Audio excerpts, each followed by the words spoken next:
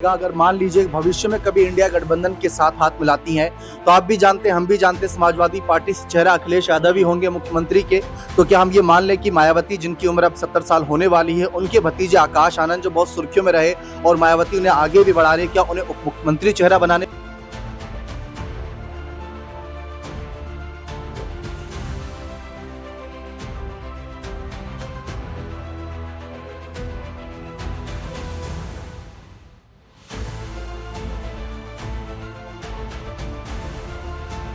Samajwadi party के सांसद रमाशंकर राजभर ने मायावती को ऑफर दिया है कि उनको इंडिया गठबंधन में साथ आना चाहिए और बीजेपी के खिलाफ तमाम विपक्षी पार्टी जो गैर भाजपाई दल हैं उनको एकजुट होकर बीजेपी को हराने का काम करना चाहिए। 2024 में ये मिशन को अंजाम नहीं दे पाया इंडिया गठबंधन, ना तो हमने देखा कि प्रधानमंत्री को वापस उस कुर्सी पर बैठने से रोक पाए और ना ही जो भी हाल फिलहाल में चुनाव है वहां पर कुछ कड़ी टक्कर दे पाए, चाहे हम बिहार का ही एग्जाम्पल समझे। लेकिन भविष्य के नजरिए से पश्चिम बंगाल और उत्तर प्रदेश जैसे अभी कुछ बड़े राज्य हैं, अगर विपक्ष यहां पर एकजुटता का संदेश देता है तो जरूर बीजेपी को रोक सकेगा। और जरूरत है यहां पर एकजुटता की। ये बात खुद राहुल गांधी ने खुले मंच से कबूली थी कि अगर मायावती हमारे साथ होती, इंडिया गठबंधन के साथ होती, तो जरूर 15 से 16 सीटों पर बीजेपी को हम और रोक सकते थे। यानी जो 43 सीटों पर रोका उनमें 15-16 सीटों का और इजाफा हो सकता था। और तो और ये आंकड़ा और भी बढ़ जाता अगर मायावती साथ आती, क्योंकि फिर वहां पर वोट बैंक नहीं बढ़ता। मायावती का जन्मदिन है, जनवरी के महीने में उसको लेकर बसपा के कार्यकर्ता तमाम तैयारी कर रहे हैं। जन कल्याणकारी दिवस के रूप में इसको मनाया जाएगा। यानी एकला चलो की रणनीति तो अभी तो फिलहाल साफ नजर आ रही है, लेकिन मायावती की बयानबाजी कुछ दिनों के लिए थमती नजर आई। हाल फिलहाल में काफी एक्शन मोड में नजर आई थी, लेकिन फिर उसके बाद थोड़ा सा खामोशी नजर आ रही है। क्या ये किसी तूफान से पहले की खामोशी है? साल 2026 में पंचायत चुनाव होने हैं, घोषित सीट पर उपचुनाव होना है और 2027 के लिए अभी से ही सियासी बिसात बिछाई जानी है। इसको लेकर मायावती के मन में क्या चल रहा है, मन तो नहीं पढ़ सकेंगे, लेकिन जो खबरें आ रही हैं वो पढ़कर कुछ जानकारी आपको देंगे। हमारे साथ वरिष्ठ सहयोगी अमन सर मौजूद हैं।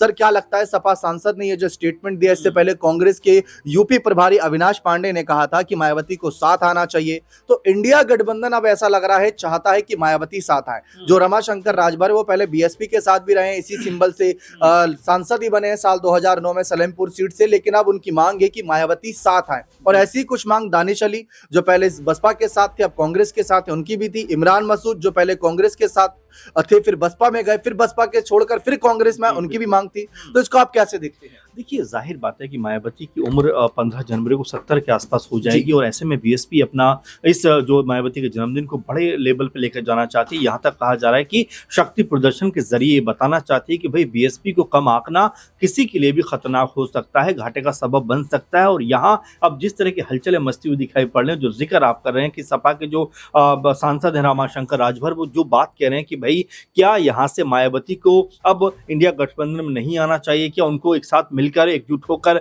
बीजेपी को रोकने का प्रयास नहीं करना चाहिए। और आपने बिल्कुल सही कहा कि अविनाश पांडे कांग्रेस पार्टी की तरफ से भी ये बात कह चुके हैं कि भाई मायावती जी अगर इंडिया गठबंधन में आती हैं तो ये कहीं ना कहीं मजबूती प्रदान करेगा। और देखिए, अलग अलग होकर अगर चुनाव लड़ा भी जाता है तो ऐसे में बहुत फायदा होता हुआ दिखाई नहीं पड़ेगा। जो जिक्र आपने किया कि अगर मायावती इंडिया गठबंधन में होती तो 16 ऐसी सीटें थी, 16-17, जो सीधे तौर पर इंडिया गठबंधन जीतती हुई नजर आती। यानी कि बीजेपी जो अभी 32-33 पे आई थिंक उत्तर प्रदेश में है, वो घटकर 20 या 22 या इस तरह के आंकड़े पे आ जाती, तो ये कहीं ना कहीं बीजेपी को तोड़ने वाला होता। लेकिन जिस तरह मायावती ने इंडिया गठबंधन में नहीं आकर गलती की है, अब उस गलती को ना दोहराएं, बल्कि ये कहते हुए रमाशंकर जो राजभर हैं कह रहे हैं कि भाई आप साथ आइए और जो दलित और पीडीए की लड़ाई है उसको मजबूत आप करिए। तो यहाँ मायावती को लेकर एक हलचल उत्तर प्रदेश में मचती हुई जरूर दिखाई पड़ रही। और देखिए, मायावती की जैसा मैंने उम्र का जिक्र किया 70 के आसपास वो होने को आ गई हैं। अब ऐसे में किस तरह से आने वाले जो रणनीति उसको बनाएंगी,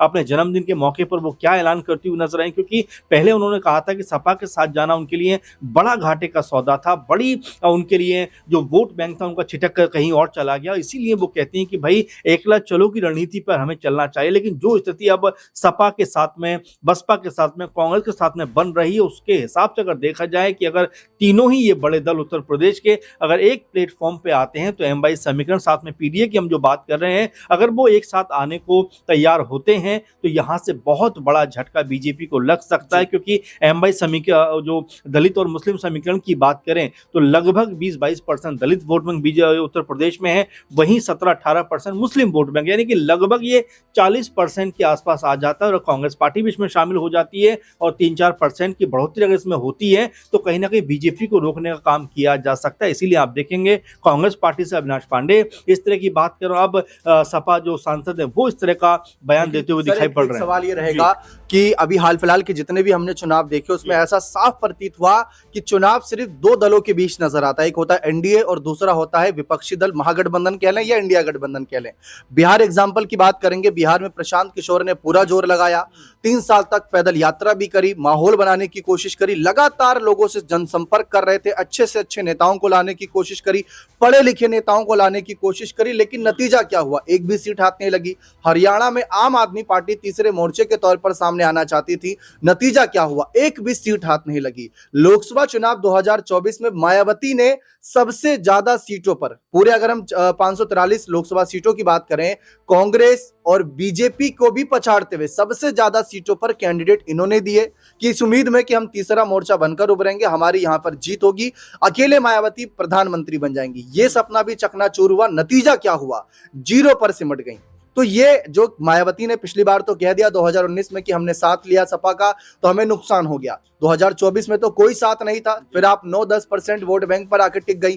तो अगर 2027 में भी यूपी में भी कोई तीसरा मोर्चा बनाने की मायावती कोशिश करती है, जिसमें ओवैसी के साथ इन दिनों कुछ खबरें चली थी, क्योंकि हमने बिहार में देखा कि जो मायावती का एक विधायक जीता वहां पर उसने एआईएम का झंडा भी लगा रखा था। ओवैसी हो गए, स्वामी प्रसाद मौर्य या कोई और भी बात कर ले, इनके साथ जुड़ता भी है, तो क्या उसका असर देखने को मिलेगा या यहां पर भी तीसरा मोर्चा बिना खाता खोले आउट हो जाएगा? देखिए बिल्कुल दीपक, इंटरेस्टिंग बात आपने कही, लेकिन अगर इसको हम बड़े लेवल पे समझने का प्रयास करें, चूंकि उत्तर प्रदेश की जो राजनीति है वो 2-3 कह सकते हैं कि वर्गों में बटी हुई नजर आती है और मायावती को यही महारत हासिल है कि उन 2-3 जो जातिगत समीकरण है उनको साधना बहुत अच्छे से आता है। 2007 का मैं एग्जाम्पल आपके सामने रखूं, उस समय उन्होंने मुस्लिम समुदाय को, दलित समुदाय को, सवर्ण वर्ग को इस तरह साधा और इस तरह से उन्होंने रणनीति बनाई कि पूर्ण बहुमत के साथ में वो अपने दम पर उत्तर प्रदेश में सरकार बना पाए। लेकिन उसके बाद अगर देखा जाए जिस तरह से उनकी राजनीति मध्यम पड़ी है, कमजोर पड़ी है, खामोश रही है, उसी का नतीजा रहा है कि बीएसपी जो है वो लगातार कमजोर हुई है। और आपने जो बात कही कि 2024 में हमने देखा कि 400 से भी ज्यादा सीटों पर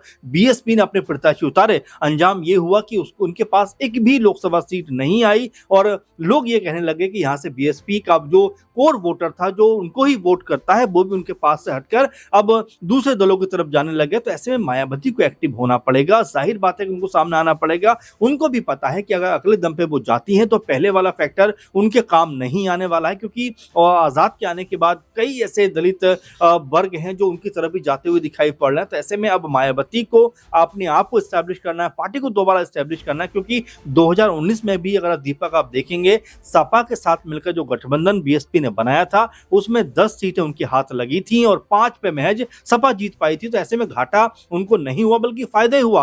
24 में वो अकेले लड़ी, 22 में अकेले लड़ी, लेकिन कोई भी फायदा उनको होता हुआ दिखाई नहीं पड़ा। तो शायद अब उनको ये एहसास जरूर हो रहा होगा कि भाई 27 में अगर जाना है तो कहीं ना कहीं एक गठबंधन के जरिए अगर वो जाती हैं तो न सिर्फ अपने आप को बल्कि पार्टी को भी मजबूत करती हुई नजर आ सकती है। एक आखिरी सवाल ये रहेगा, अगर मान लीजिए भविष्य में कभी इंडिया गठबंधन के साथ हाथ मिलाती हैं तो आप भी जानते हैं, हम भी जानते हैं, समाजवादी पार्टी से चेहरा अखिलेश यादव ही होंगे मुख्यमंत्री के, तो क्या हम ये मान लें कि मायावती जिनकी उम्र अब 70 साल होने वाली है, उनके भतीजे आकाश आनंद जो बहुत सुर्खियों में रहे और मायावती उन्हें आगे भी बढ़ा रही है, क्या उन्हें उप मुख्यमंत्री चेहरा बनाने पर विचार किया जा सकता है? जाहिर बात है पॉलिटिकल तौर पर बहुत सारी चीजें मिल बैठ कर जरूर होती हैं और बहुत चीजों को आप मानते हैं, बहुत सारी चीज आपको माननी पड़ती है। गठबंधन का मतलब यही होता हुआ दिखाई पड़ता है। अब आप बिहार में देखेंगे नीतीश कुमार मुख्यमंत्री हैं, लेकिन अगर उप मुख्यमंत्री की बात करेंगे तो दोनों बीजेपी से हैं। तो कई बार ऐसा करना पड़ता है और होना भी चाहिए कि सबकी सहभागिता इसमें होनी चाहिए। लेकिन महत्वपूर्ण बात दीपक यह है कि क्या मायावती अब इंडिया गठबंधन की तरफ आना चाहेंगी, क्योंकि पहले भी लगातार इस बात को लेकर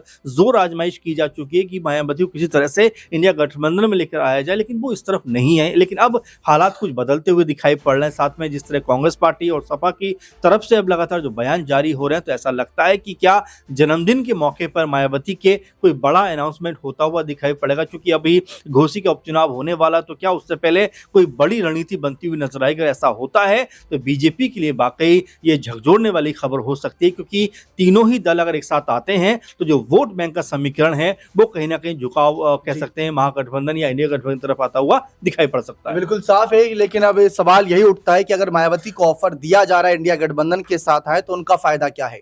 वो तो यहाँ पर समर्थन करके कांग्रेस के प्रमुख नेताओं, जिसमें राहुल गांधी की बात करें या प्रियंका की बात करें, उनको पीएम चेहरे के लिए प्रमोट कर देंगी, उत्तर प्रदेश में अखिलेश को सीएम चेहरे के लिए प्रमोट कर देंगे, लेकिन खुद का फायदा क्या है ये सोचने वाली बात है। 2022 के समय राहुल गांधी ने ऐसी खबरें थी कि इनको ऑफर दिया था कि हमारे साथ आइए और आपको हम मुख्यमंत्री चेहरा बना देंगे, लेकिन तब इन्होंने ये ऑफर स्वीकार नहीं किया था। लेकिन क्या वैसा ही कुछ ऑफर रहेगा? अगर रहेगा तो क्या अखिलेश इसमें सहमति जताएंगे, और अगर नहीं रहेगा तो क्या आकाश आनंद को उप मुख्यमंत्री बनाने पर विचार किया जाएगा, उनको चेहरा बनाया जाएगा? ये सवाल बहुत सारे हैं और इनका जवाब सिर्फ एक व्यक्ति दे सकती है और वो है मायावती।